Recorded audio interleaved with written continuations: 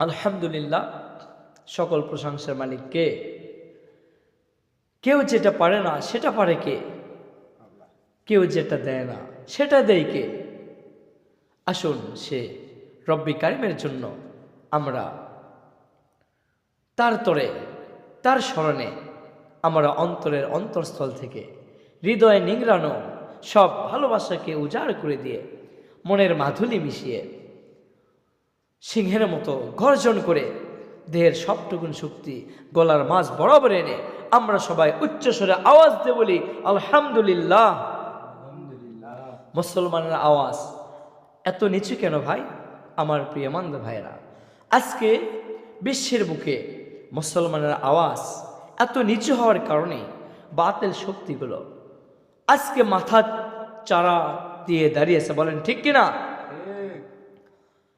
মুসলমান যতদিন কোরআনুল কারিমকে কলিজা দিয়ে ভালোবেসেছে, রাসূলের আদর্শকে যতদিন মুসলমান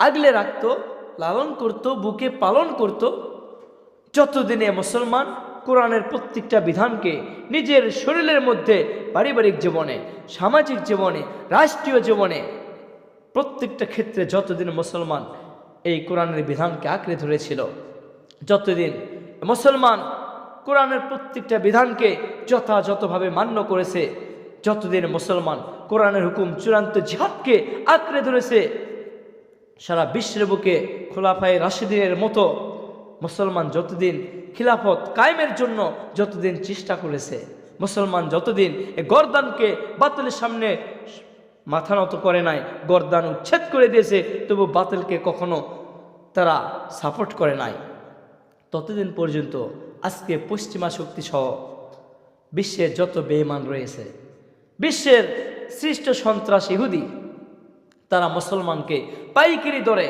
তারা হত্যাযজ্ঞ চালিয়ে যাচ্ছে। আজকে সারা বিশ্বের বুকে মুসলমানকে নিধন করা হচ্ছে।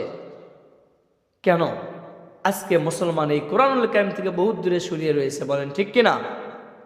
মুসলমান যদি এই কোরআনকে খোলাফায়ে রাশিদিনের মতো, সাহাবে কেরামের মতো,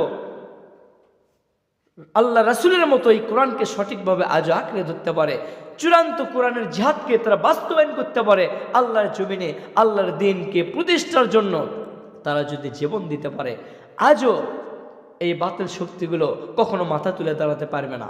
শুধু তাই নয়, এই বাতিল শক্তি মুসলমানকে হত্যা করা তো দূরের কথা, এই বাতিল শক্তি মুসলমানকে তাদেরকে সন্ত্রাস নামে মিথ্যা তহপত দেওয়া তো দূরের কথা, এই বাতিল শক্তিগুলো তারা মুসলমানের দিকে কখনো চোখ তুলে তাকানোর দুঃশ্বাস পেত না। বলেন ঠিক কিনা?